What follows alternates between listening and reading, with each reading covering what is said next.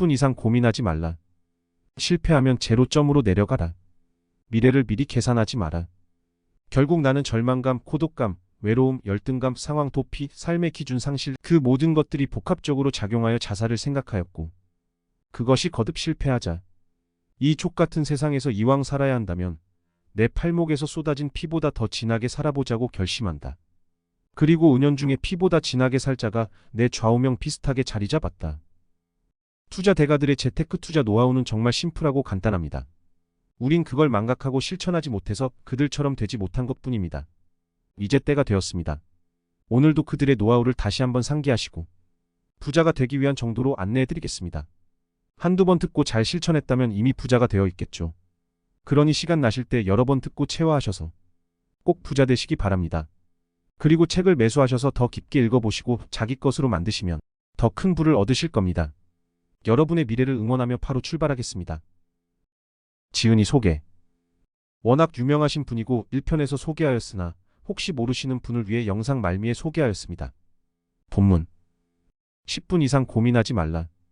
어니 제이 젤린스키의 느리게 사는 즐거움에 이런 말이 나온다.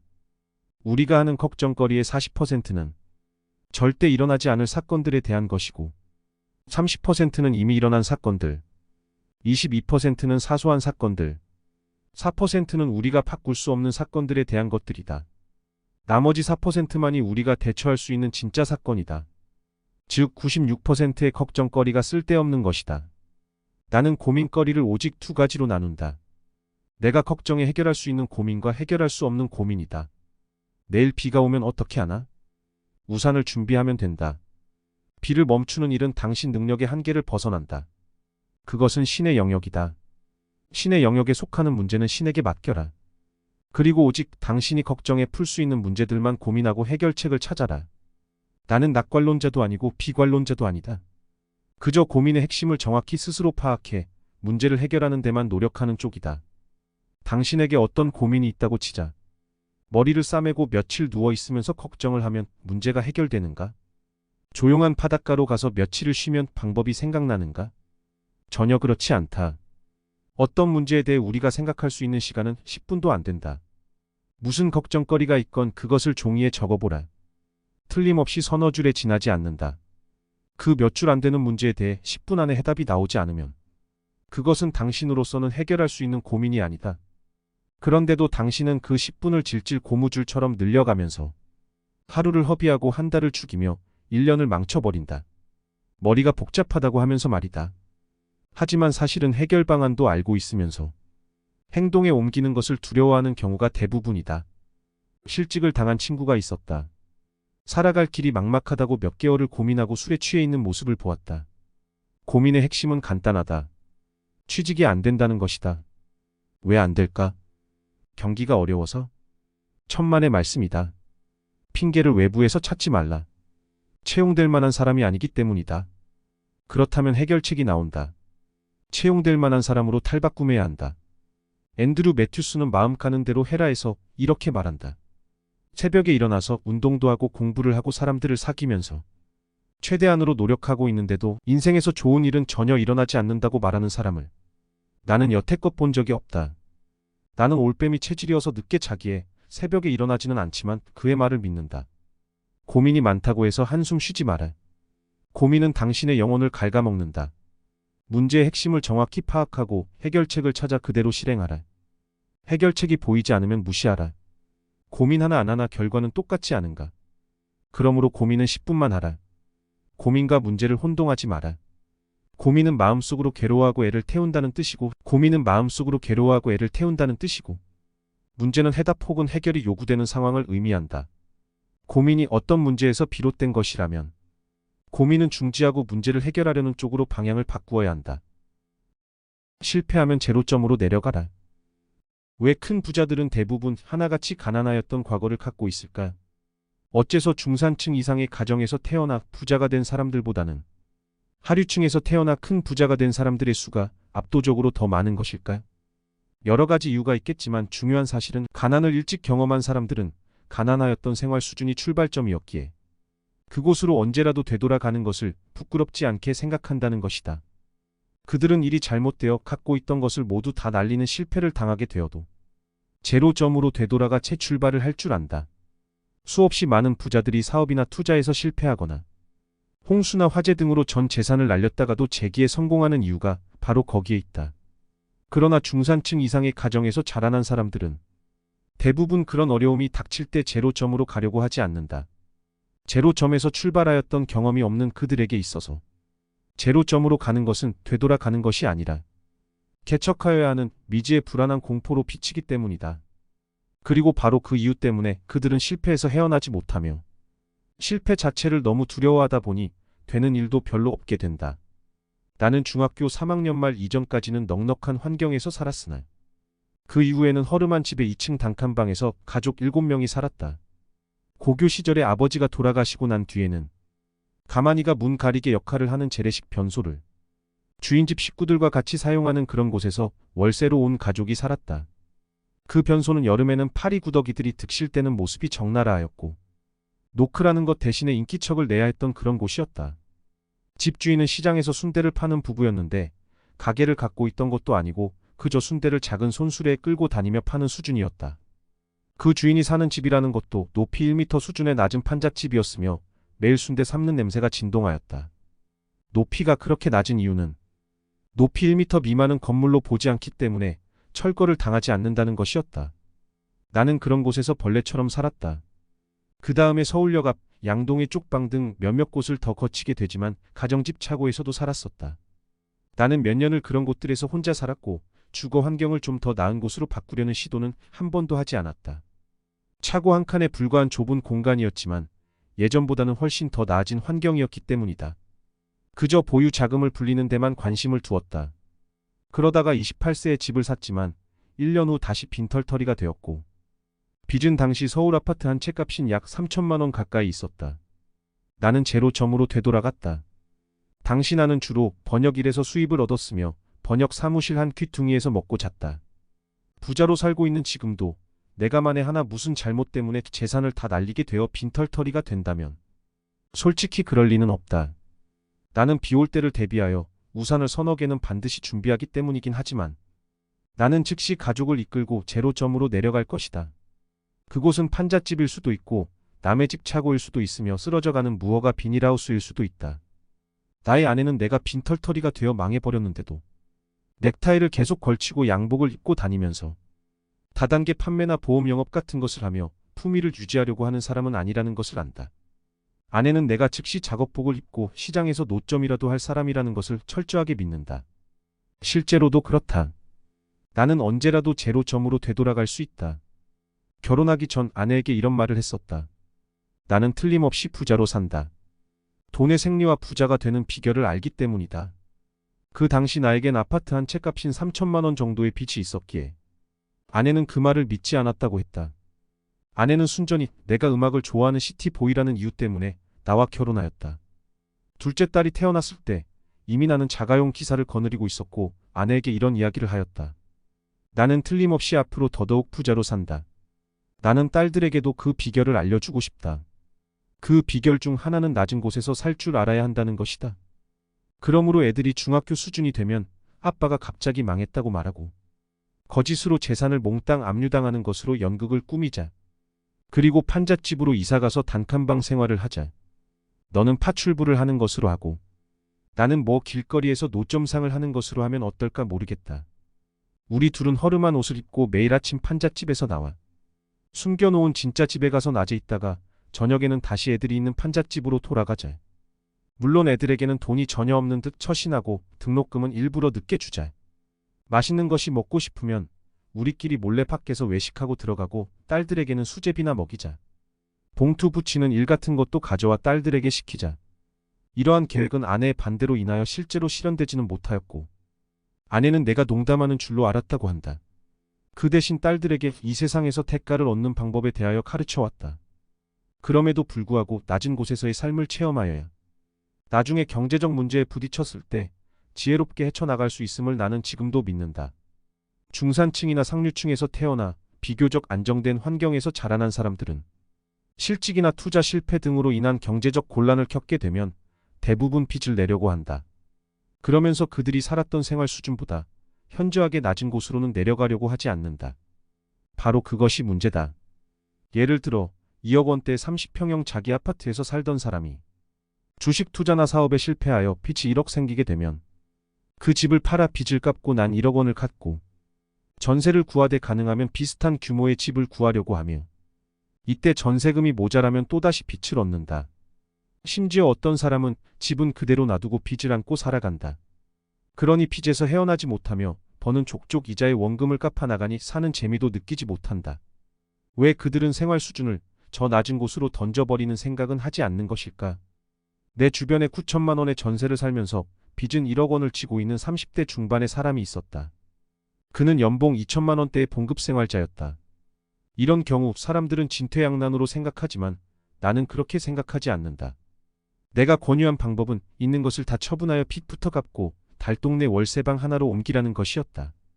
그는 그런 판잣집에서 어떻게 애들하고 산단 말입니까? 라고 항변하였다. 나의 대답은 이랬다. 웃기는 소리 하지 말라. 너는 지금 연봉의 절반 이상을 이자로 지불하고 있다. 지금과 같은 방식으로는 평생 빚에서 헤어나지 못한다는 것을 자기 자신도 알 것이다. 너에게 보이는 해결책은 일확천금이기에 복권이나 주식 같은 것에 눈이 시뻘개지지만 천만의 말씀이다. 요행수를 바라거나 무엇인가에 쫓기며 하는 투자는 언제나 허무하게 끝나기 마련이다. 생활비를 극도로 줄이고 자신의 몸값을 비싸게 만드는 방법을 모색하면서 아내의 도움을 받아 밤에 포장마차라도 해야 한다. 아이들에게 미안하다고? 어쩔 수 없다. 어릴 때 가난을 맛보는 것도 행운이라고 나는 믿는다. 그렇게 하기 싫다면 개인 파산을 신청하든지 불법적으로 콩팥 같은 신체의 일부라도 팔아 빚을 갚든지 해라. 다른 방법은 없습니까? 너에게 돈을 빌려준 사람들이야 망하건 말건 개의치 않는다면 외국으로 온 가족이 다 야반도주하는 방법도 있다. 아내와 법적으로 이혼하면서 전셋집은 넘겨주는 방법도 있을 것이다. 그 경우에는 월급 압류가 들어올 것이므로 직장은 그만두고 세금 안 내는 다른 일을 해서 생활비를 벌어 몰래 가족에게 전달해라. 외국에서 살 자신은 없고 이혼은 아내가 반대할 것입니다. 또 다른 방법은 없습니까? 글쎄다. 술 한 방울 먹지 말고 아주 예리한 면도칼 하나를 사고 가족 사진을 앞에 놓아라. 그리고 그 사진을 바라보면서 거울 앞에 서서 내 목에 흐르는 핏줄 바로 위에 칼을 갖다 대라. 너야 죽으면 그만이지만 내 가족은 너를 평생 패배자로 도망자로 기억할 것이다. 그 점을 명심해라. 그래도 죽고 싶다면 되져버려라. 그러나 죽은 뒤 그런 식으로 기억되고 싶지 않다면 죽을 각오로 처음부터 빈손으로 다시 시작해라. 판잣집으로 가서 월세살이를 하란 말이다. 5년만 지나면 모두가 너를 자랑스럽게 생각할 것이다.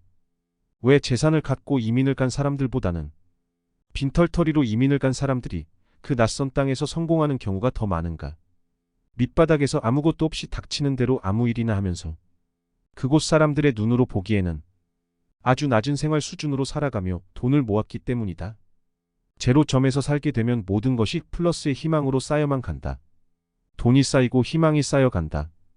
빚이 있는데도 삶의 질과 품위를 유지하려고 들면 그 빚을 갚아야 하기 때문에 돈은 쌓이지 않고 희망은 갉아먹힌다.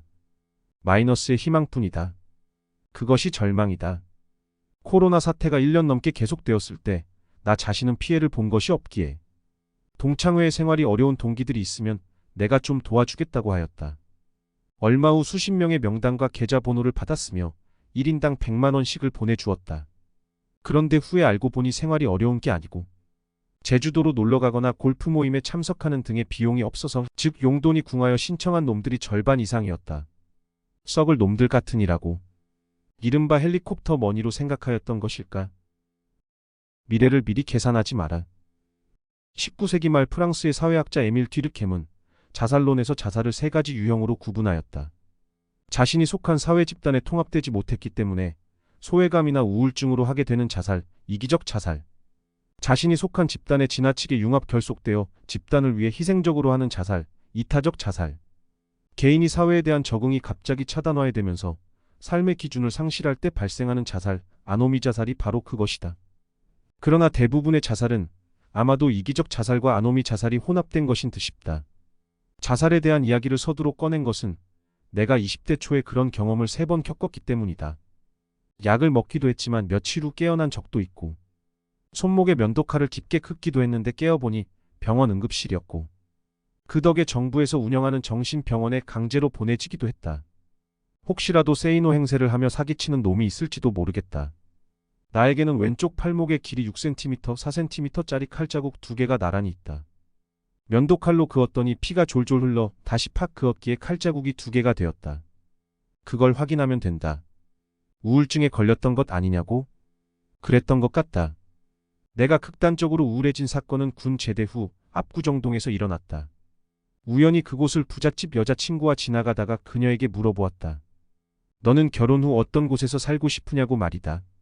그녀의 대답은 얼마 전 결혼한 막내 언니가 20몇 평에서 사는데 좀 좁게 느껴지므로 자기는 30평 정도가 되면 좋겠다는 것이었다. 나중에 그 동네 아파트 가격을 알아보았더니 30평형은커녕 가장 작다는 20몇 평형 아파트의 전세조차도 나로서는 평생 못 가질 것이었다. 남산 꼭대기에서 바라다 볼 때 수없이 널려있는 그 아파트들 중 정말 단 하나라도 내 것이 되는 일은 정말 영원히 불가능해 보였다. 그게 벌써 근 30년 전 이야기이다. 10몇 년 전 음향기기 사업을 했을 때 왜 그랬는지는 기억이 나지 않지만 고아 출신의 한 젊은 직원을 고층 건물 옥상으로 데리고 올라가 밤거리를 보여주면서 저기 저 성냥갑 같은 수많은 아파트들 중 내가 들어가 쉴 곳이 하나도 없어 보이지? 라고 물은 적이 있다. 내가 과거에 그랬듯이 그 역시 같은 생각에 절망하고 있었다. 어쩌면 당신도 강남의 수많은 아파트들을 바라보며 그렇게 절망할지 모른다. 그리고 그날 밤 나는 그에게 많은 이야기를 해주었다. 그는 내 밑에서 3년 정도 일을 어떻게 하는지를 배웠고 그 뒤 독립하여 줄곧 용산에서 1인 비즈니스를 해왔는데 5, 6년 전에 결혼도 하고 아파트도 장만했다는 말을 들었다. 그는 아직도 용산 전자상가에 있다. 지금 당신에게 하려는 이야기는 바로 건물 옥상에서 수많은 아파트 불빛들을 바라보며 내가 그 직원에게 건넸던 말들이다. 사람들은 하면 된다라고 말하였지만 나는 도무지 할 것이 없었다. 뭘 하면 된다는 것인지 도대체 알 수가 없었다. 군 제대 후 기술이 있는 것도 아니며 대학생도 아니었다. 홀로 세상에 던져진 가난한 청년에게 하면 된다라는 말은 정말 사기나 다름없었다. 아침 햇살을 가슴 벅차게 안고 싶었지만 아무것도 가진 것 없는 나에게 기다리고 있는 것이라고는 지긋지긋한 가난이었다. 라면 살 돈도 없어서 라면 스프만을 얻어다가 양은 냄비에 물을 붓고 연탄불 위에 끓인 뒤 거기에 다 식어 빠진 밥을 김치도 없이 계속 먹어보아라. 무슨 희망이 있다고 살맛이 나겠는가. 그 시절에 나에게 하면 되는 것이라고는 뜬구름 잡는 책들을 책방에서 선체로 다리 아프도록 읽는 것과 마스터베이션 뿐이었다. 그나마 마스터베이션이라도 되었으니 다행이었는지는 모르겠지만 결국 절망감, 고독감, 외로움, 열등감, 상황, 도피, 삶의 기준 상실 그 모든 것들이 복합적으로 작용하여 자살을 생각하였고 그것이 거듭 실패하자 이 족같은 세상에서 이왕 살아야 한다면 내 팔목에서 쏟아진 피보다 더 진하게 살아보자고 결심한다. 그리고 은연중에 피보다 진하게 살자가 나의 좌우명 비슷하게 자리 잡았다. 정신과 의사들은 우울증에 걸려 자살 충동을 느끼면 상담을 받아야 한다고 한다. 지금은 어떻게 하는지 모르지만 과거에는 중증의 우울증 환자인 경우 머리에 강한 전기 쇼크를 주어 잠시 죽였다가 실험실 개구리 뒷다리처럼 온몸에 발작이 일어나면서 얼굴이 보랏빛으로 변하면 다시 살려내는 그런 치료법이 종종 사용되었다. 그런 장면을 본 나는 정신과 의사 앞에서는 명랑한 척하여 풀려났다. 23살의 어느 우울한 봄날이었다. 다시 봄이 왔을 때 나는 남의 집 차고에서 살면서 닥치는 대로 공부를 했고 아이들 가르치는 일부터 시작해서 미군 부대 물건 판매 등 아르바이트도 많이 했다. 그리고 28살의 어느 여름날 나는 허름하지만 마당까지 있는 집과 자가용을 처음 샀다. 융자를 낀 것이었지만 어쨌든 그렇게나 불가능하게 여겼던 일이 이루어진 것이다. 하지만 1년 후 나는 그 재산을 사업상의 이유가 아닌 개인적인 이유로 몽땅 날렸고 빚을 졌지만 3년 후 다시 일어섰다. 살다 보면 해도 아무것도 안 될 것 같이 보일 때가 있다. 어떠한 대안도 보이지 않아 모든 것을 포기하고 싶은 절망적인 때가 있는 것이다. 현실에 대한 실망, 좌절이 절망 속에서 계속 쌓이면 자살의 유혹을 느끼기도 한다. 그러한 경우 자살은 함부로 저지르는 무의미한 행동이 아니라 오히려 개인이 처한 고통이나 위기 상황, 상실감 등으로부터의 탈출구로 잘못 여겨지기도 한다. 나도 그렇게 오해했었으니까. 그러나 로버트 슐러는 절벽에서 떨어지고 있는 상황일지라도 아무것도 할 수 없는 것은 결코 아니라고 한다.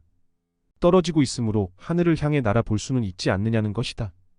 나 역시 그렇게 떨어지던 중 비쩍 마른 두 팔로 온 힘을 향해 세상 속으로 날갯짓을 시작하였을 뿐이다. 추락하는 것에는 날개가 있다라는 말을 그래서 나는 좋아한다. 절망을 겪어보지 않은 사람은 그런 날갯짓을 할 줄 모른다. 다행스럽게도 절망의 골짜기에는 밑바닥이 없다. 아무리 깊이 떨어져도 우리를 산산조각으로 부서뜨릴 절망이란 이 세상에는 없다는 말이다. 우리를 파괴시키는 것은 우리 자신일 뿐이다. 우리는 왜 절망하는 것일까? 미래의 상황을 현재의 처지에 비추어 미리 계산하기 때문이다. 지금 인류대를 못 다닌다고 해서 10년 후에 성공하지 못할 것이라고. 지금의 빚을 5년 후에도 못 갚을 것이라고. 지금의 봉급으로는 평생 남들처럼 못 살 것이라고. 미리 계산하여 체념한다. 지금 가난함으로 평생 가난하게 살 것이라고 미리 계산기를 두들겨 대면서 미래의 삶의 절망적인 번호를 매기고 만다. 내가 그랬듯이 말이다. 하지만 지금 상황이 이러저러하므로 5년 후, 10년 후에도 이러저러할 것이기에 희망이 없다고?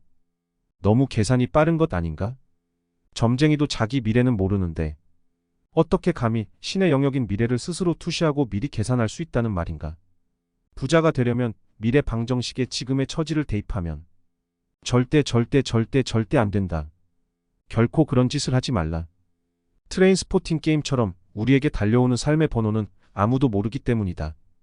옛날 춘추전국 시대의 중국에는 논두렁에서 군사를 일으켜 일약 군왕이 된 자가 있는가 하면 시장거리에서 춤추던 무희가 하루아침에 황후가 되는 일도 비일비재하였지 않은가. 노래 돈 크라이 폼이 아르헨티나의 주인공 에바 페론 역시 술집 종업원에서 아르헨티나 대통령의 영부인이 되지 않았던가. 그렇게나 절망적이었던 내가 부자로 살 것이라고는 누구도 생각하지 못한 일이었다. 흔히 이야기하듯 사람 팔자 시간 문제이다. 그러므로 미래를 미리 계산하여 절망하는 어리석음을 버리고 그저 이 순간부터 당신의 미래 언젠가에 무슨 일인가가 새로 일어날 수 있도록 책을 읽고 지식을 축적하라. 절대로 내가 이걸 배워서 어디다 써먹겠어? 내가 이렇게 한다고 해서 무슨 소용이 있겠어? 하는 따위의 생각은 추호도 갖지 말라. 그건 역시 미래 방정식에 현재의 시간을 대입시키는 어리석은 짓이며 패자들이 즐겨 사용하였던 핑계에 지나지 않는다. 단 조건이 있다.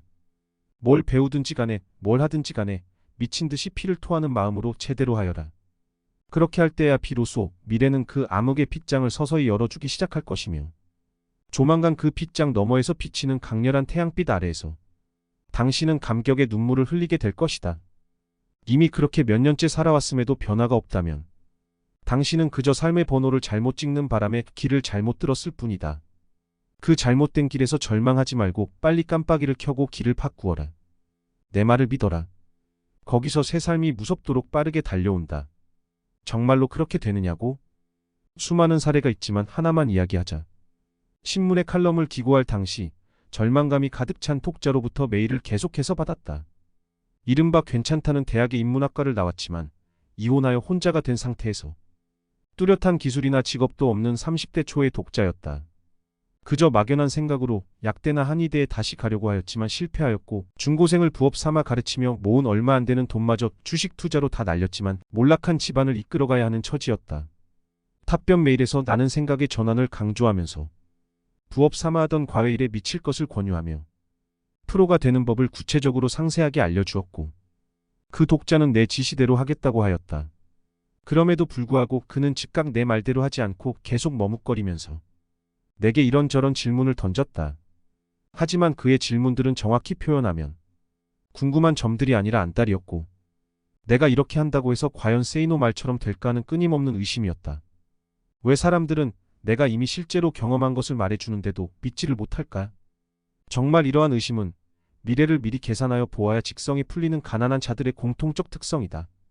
승자는 일단 달리기 시작하면서 계산을 하지만 패자는 달리기도 전에 계산부터 먼저 하느라 바쁘다. 유대 경전에 나오는 말인데 정말 진리이다. 미래를 미리 계산부터 해보려는 그의 태도에 나는 짜증을 엄청 냈으며 결국 그는 내가 제시한 방법론을 받아들였다. 1년이 지나자 그의 예금액은 수천만 원이 되었다. 그리고 다시 1년이 채 못 돼서 그 금액은 2억 원이 되었고 거기서 다시 6개월여가 지나자 그가 내게 보고한 예금액은 3억 원에 달하였다.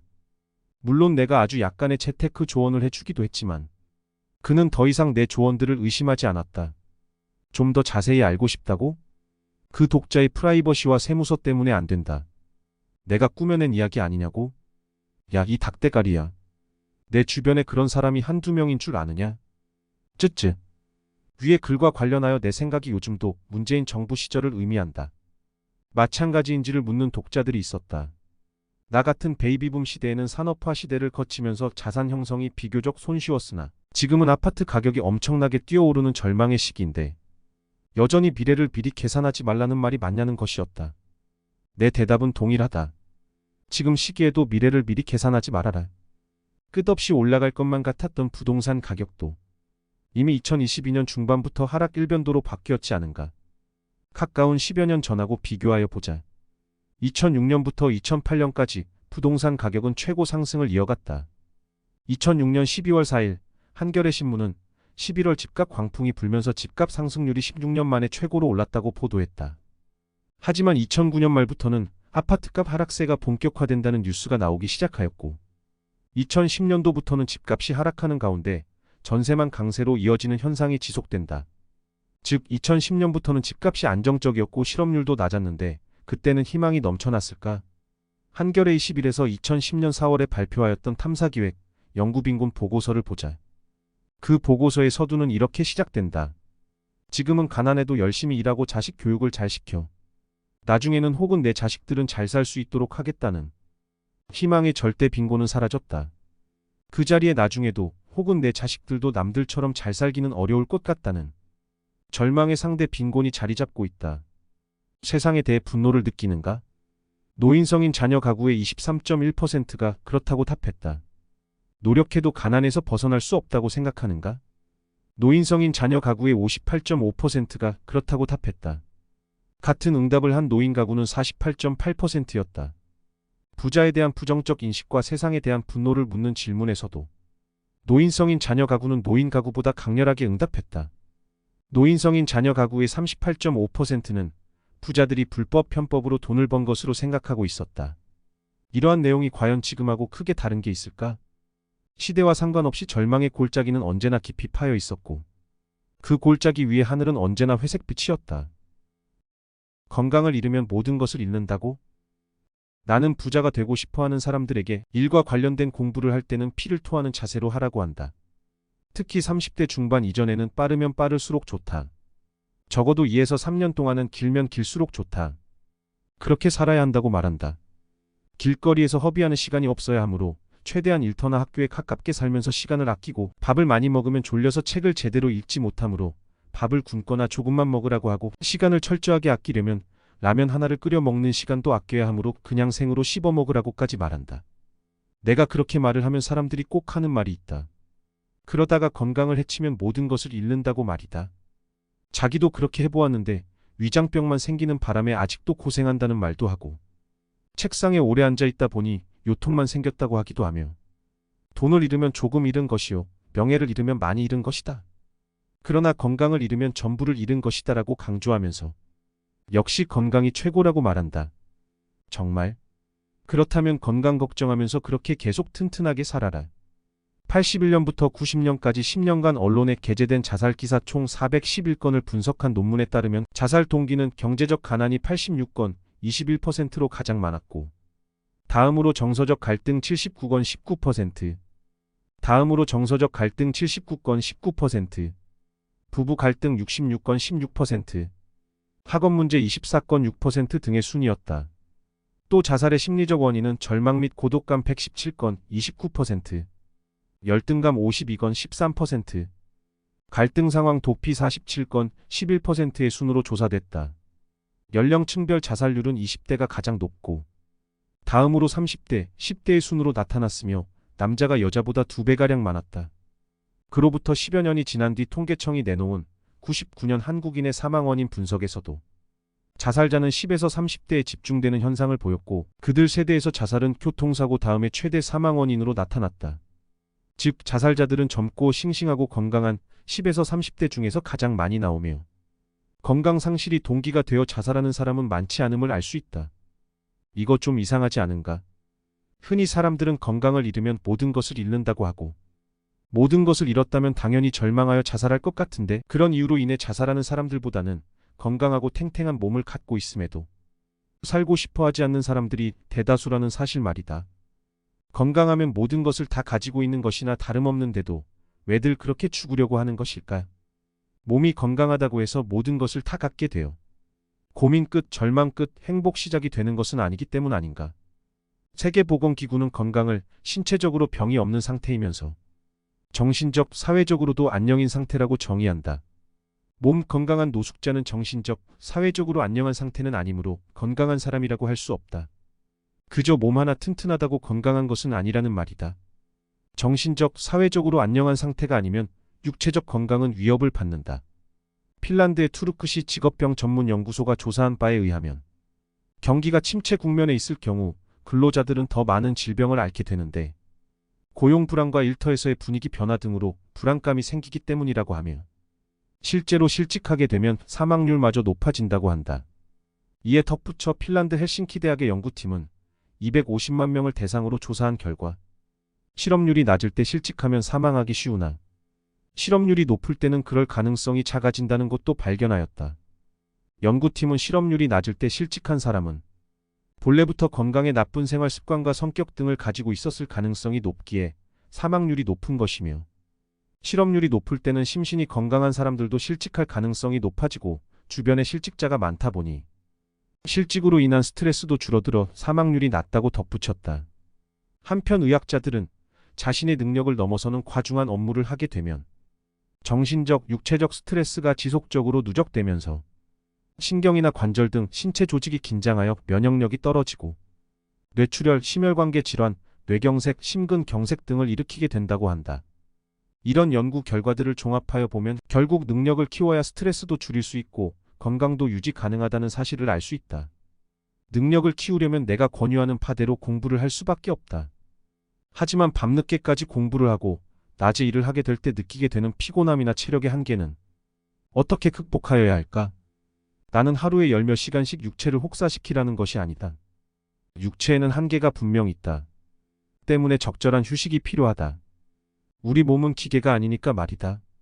하지만 두뇌의 활동에는 그런 한계가 없다고 나는 믿는다. 휴식 삼아 영화를 보건 음악을 듣건 뭘 하건 간에 두뇌는 생각을 멈추지 않는다. 잠을 자지 않는 이상 두뇌는 계속 활동한다. 심지어 잠을 자는 동안도 눈동자가 움직이고 뇌파에 변화가 있는 것을 보면 두뇌는 수면 중에도 완전히 쉬고 있는 것은 아닌 듯 싶다. 내가 피토하듯 하라는 것은 어느 한 분야에 정신을 계속 집중시키면서 두뇌를 계속 사용하라는 뜻이다. 물론 건강을 해치면서까지 그렇게 하여야 한다는 뜻은 아니다. 그러나 엄살은 부리지 말라. 나 역시 건강체는 아니다. 몸무게도 표준 체중 미만이고 나이 50에 허리둘레 30인치를 갖고 있을 정도로 말랐다. 아주 어릴 때부터 잔병 치레가 많았고 큰 병도 몇 번 앓았던 경험이 있다. 번역일을 할 때는 하루 열 몇 시간 이상 원고지를 메꾸느라 어깨가 떨어져 나가는 듯한 아픔을 늘 갖고 살았다. 잦은 해외 출장으로 인한 시차 때문에 위장병에 걸려 오랫동안 고생한 적도 있고 몇 년에 한 번씩 재발하곤 하는 12지장 궤양을 아직도 갖고 있다. 급성 폐렴에 걸린 줄도 모르고 지독한 감기에 걸렸나 보다 생각하며 돌아다니다가 병원에 초응급으로 입원한 적도 있다. 심한 목 디스크로 고생하기도 했었다. 아프리카 깊은 산속에서 어깨에 벌레 물린 물집 같은 것이 생겨 대수롭지 않게 여겼는데 엄청 아파 고생한 적도 있다. 게다가 뭔가를 만드는 것을 좋아하는 취미가 있다 보니 파편이 눈에 들어가는 바람에 거의 실명 위기 직전까지 간 적도 있다. 하지만 나도 늙어간다. 30대만 하더라도 코를 골거나 이를 갈거나 방귀를 뀌지 않았는데 지금은 이를 갈거나 코를 골 때도 많다고 하며 가끔 저녁에 방귀도 뿡뿡 뀌는 것을 보면 몸이 확실히 예전과 같지는 않다. 내가 20대부터 40대 초까지 열심히 일을 하면서도 한편으로는 계속 뭔가를 읽고 배워나갈 수 있었던 것은 신체 리듬을 유지하였기 때문이다. 한창 일하였던 시기에는 취미 생활을 위해 몸을 많이 사용하는 것을 극도로 꺼려하였는데 그 다음 날의 컨디션을 유지하기 위함이었다. 오늘 밤에 읽어야 할 책이 있다면 나는 절대 술을 마시지 않는다. 새벽까지 술을 마심으로써 다음날 엉망이 된 경우도 있었지만 그런 경우는 10년에 한 번 정도뿐이었다. 내가 제일 싫어하는 직원들은 술을 통제하지 못하고 마셔대는 사람들, 교회에서 철야 예배를 마치고 출근하는 사람들, 일요일에 등산이니 뭐니 하면서 몸을 극도로 사용한 뒤 월요일에 출근하는 사람들이었다. 나는 육체의 리듬을 깨는 일은 토요일에 할 것을 권유한다. 사람들이 무엇인가 열심히 하다가도 육체적, 정신적 스트레스를 견디지 못하고 결국은 건강이 최고다라는 말에서 피난처를 찾는 이유는 무엇일까? 우선 그 노력의 결과가 즉각 가시적으로 나타나지 않기에 기쁨을 즉시 느끼지 못하기 때문이다. 예컨대 학생의 경우 죽어라고 공부한 결과 몇 개월 후 치른 시험에서 성적이 쑥 올라가게 되면 그때부터는 신이 나서 누가 뭐라고 하건 간에 공부하게 되고 자기가 공부하는 것에 대한 나름대로의 깨달음도 얻는다. 그러나 그렇게 노력하였음에도 불구하고 성적에 변화가 없었다면 노력할 마음은 사라지고 오히려 육체적, 정신적 스트레스에 시달리게 되면서 소화가 안 된다느니 등등 갖가지 질병을 달고 다니게 된다. 사람들이 노력을 열심히 하지 못하는 이유 역시 비슷하다. 몇 개월을 열심히 해보아도 수입이 즉각 느는 것도 아니고 남들이 알아주는 것도 아니다. 가시적 효과가 바로 나타나지 않으니 필요성을 느끼지 못하며 결국 실증만 느끼게 된다. 쉬고 싶어진다. 그렇다면 육체적, 정신적 스트레스에서 벗어날 해법은 무엇인가? 첫째, 가시적 결과를 외부에서 찾지 말고 내부에서 찾아라. 당신 자신의 노력을 인정해주고 칭찬하여야 할 주체는 타인이나 직장이나 사회가 아니다. 왜 상을 누군가로부터 받으려고 하는가? 상은 당신이 자기 자신에게 주는 것이 진짜이다. 새겨들어라. 훌륭한 화가는 자기 그림이 마음에 들 때까지 붓을 놓지 않는 법이다. 당신 역시 자신이 알고 있는 지식 수준에 스스로 흡족할 때까지 공부하고 노력해라. 스스로 얻게 되는 뿌듯함, 내가 여기까지 알게 되었구나 하는 벅찬 기쁨, 이런 것들을 소중히 여길 때 스트레스는 사라진다. 둘째, 쉬고 싶은 이유를 생각하여 보라. 당신이 허약 체질이라도 재미있는 컴퓨터 게임은 쉬지 않고 24시간 이상도 할 수 있을 것이다. 재미를 느끼는 데다가 육체적 에너지의 손실이 크지 않고 두뇌를 사용하는 일이기 때문이다. 육체 노동이 아닌 일에서 자꾸 쉬고 싶어지는 이유는 재미를 느끼지 못하기 때문이다. 그러므로 몸이 비비꼬이고 실증이 날 때는 자기가 재미를 느끼지 못하는 이유를 스스로 파악하여야 할 것이다. 재미를 느끼기만 한다면 스트레스는 더 이상 주어지지 않는다. 셋째, 노력한 만큼의 대가는 반드시 주어진다는 것을 믿어라. 문제는 그 시기가 당신이 생각하는 시간보다 더 미래에 있다는 점이다. 이것을 나는 보상의 수레바퀴는 천천히 돈다, 가속도가 붙기까지는 이라는 말로 표현한다. 그러나 사람들은 그 사실을 모른다. 노력을 해도 대가가 주어지지 않는 일도 물론 있다. 미련하게 무조건 한 우물을 파지는 말라는 말이다. 넷째, 긴장감을 잃지 말라. 긴장감이 있다면 싫은 것을 오랫동안 억지로 하여도 탈이 나지 않는다. 전쟁터에서 식사도 제때 못하고 잠도 제대로 못 자는 병사들이 건강을 해쳐 죽었다는 말을 들어본 적 있는가? 이것 아니면 죽는다는 긴장감 때문에 그럴 틈이 없다. 군대를 다녀온 사람은 알 것이다. 제 아무리 몸이 아파도 점호 시간에는 정신이 번쩍 든다는 것을. 결국 모든 것은 당신 정신 상태에 달려있다는 말이다. 죽기 아니면 까무러치기라는 식으로 자기 자신에게 배수의 진을 치라는 뜻이다. 그래도 당신은 여전히 육체의 건강을 우선으로 친다고? 아무도 안 말린다. 그러나 그 튼튼한 몸이 도대체 왜 필요한지, 그 육신의 존재 이유를 한 번쯤 생각하여 보면 어떨까? 그저 오래 살기 위해서? 지은이 소개. 세이노는 누구인가? 필명 세이노는 현재까지 믿고 있는 것들에 대해 노라고 말하라. 세이노라는 뜻이다. 2023년 기준 순자산 1,000억 원대 자산가다. 1955년생. 의사의 장남으로 태어나 서너 살 유년기부터 아버지의 가르침을 받았다. 아버지가 전 재산을 사기로 모두 날린 후 사망하면서 친부모를 모두 여의고 고교 시절부터 생활고에 크게 시달렸다. 고교 3학년 때 건강과 가난 때문에 휴학하고 친구 아버님과 친구들의 투자를 받아 사업을 했으나 실패 후 복학하여 고교를 4년 만에 졸업하고 입대했다. 공군사병으로 복무하는 동안 군부대 부동산 관리 업무와 도서관 관장을 맡았고 제대 후 영어 공부에 몰두하여 미8군 내 메릴랜드 대학 분교에 입학하였다. 학비를 벌고자 보따리 장사부터 시작하여 과외 입시 영어학원 번역업 등을 했다. 결혼 후에는 거의 10여 년 이상 쉬는 날 없이 밤늦도록 일과 공부에 몰두하면서 의류업, 정보처리, 컴퓨터, 음향기기, 유통업, 무역업 등으로 자산을 모으기 시작했다. 그 자산을 외환투자, 부동산 경매, 주식 등으로 증대시켰고 학연, 혈연, 지연, 정치적 배경 없이 홀로 현재의 자산을 이룩했다. 세계적인 다국적 기업의 아시아 지역 부사장직도 겸임하였고 사업상 70여 개국을 여행했다. 국내에서 경영하였던 회사들은 수출탑과 산업훈장을 받았으며 인재 경영 대상 후보로 오르기도 했다. 2003년부터는 사업을 줄여왔고 광범위한 독서, 음악, 영화 감상을 즐긴다. 가장 좋아하는 것은 문제를 해결하는 것, 사람을 가르치고 깨우치는 것이며 가장 싫어하는 것은 첩대 술자리, 기업 정치가들, 부자인 척하는 자들의 블러핑. 매년 10억 원대의 소득세를 2000년까지 5년 이상 세이노 개인이 납부하였고 2001년부터는 가족 단위로 납부하고 있다. 오늘 준비한 내용은 여기까지입니다. 여러분은 오늘 내용을 보고 어떤 생각이 드셨나요? 부자가 되기 위한 재테크 방법은 단 한 가지만은 아닙니다. 여러분의 소중한 의견을 남겨주셔서 건설적인 토론의 장이 되었으면 합니다. 마지막으로 구독, 좋아요, 알림 설정해 주시면 물린 종목 떡상하고 시퍼렇던 계좌가 붉게 타오를 겁니다. 저는 다음에 더 좋은 영상으로 찾아뵙겠습니다. 진짜 부자 채널과 함께 진짜 부자 되세요.